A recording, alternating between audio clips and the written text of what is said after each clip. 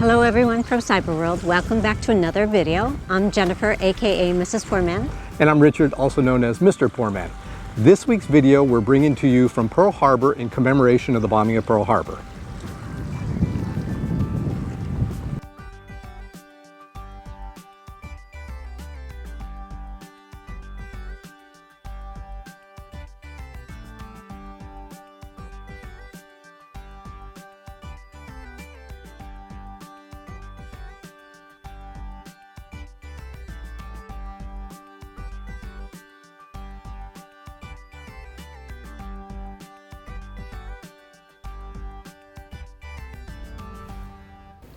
Hey everybody, it's Louis Bandera with Woodworking 227.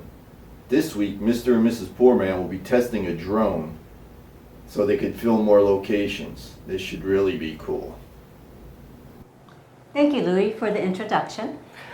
As Louis mentioned, this week we're going to be working with the drone. I know this isn't our normal type of video, but as you guys may have noticed that recently we've been doing a lot of intros with different scenery from all over Hawaii.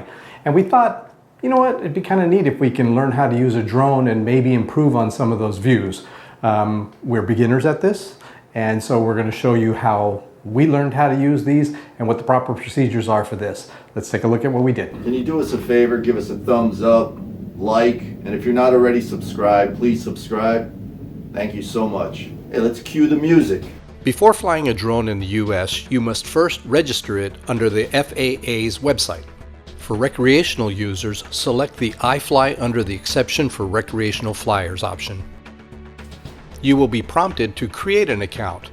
Simply input an email and a password. After that, simply fill out the fields as prompted. After you are finished, you will receive a certificate of registration that you must keep with you when you're flying your drone at all times. The certificate number must be placed on your drone. Now for the fun part, opening the drone.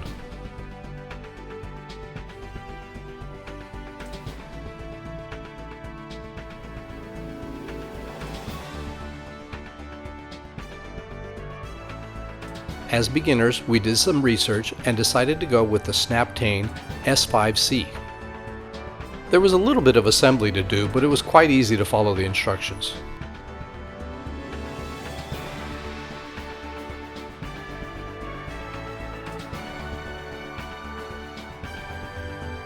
The drone must be powered on first, and then the remote can be turned on.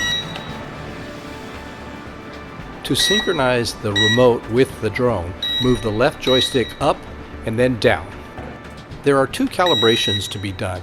Move both joysticks to the bottom left, and then move both joysticks to the bottom right. Each time the drone will flash and will stop flashing when it is calibrated. Now we each performed a test run in the garage.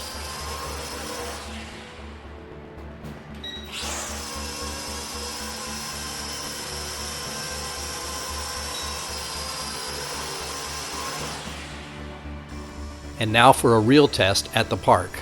This was so much fun. You can also download and install an app that will allow you to control it by your phone and to see what the drone sees.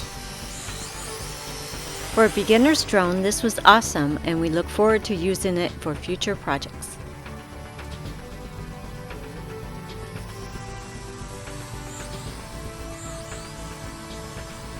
We hope you enjoyed this week's video. Once again, we wish to thank Louis for his introduction. We're going to put links below and in the comments so that you can take a look at his wonderful channel as well.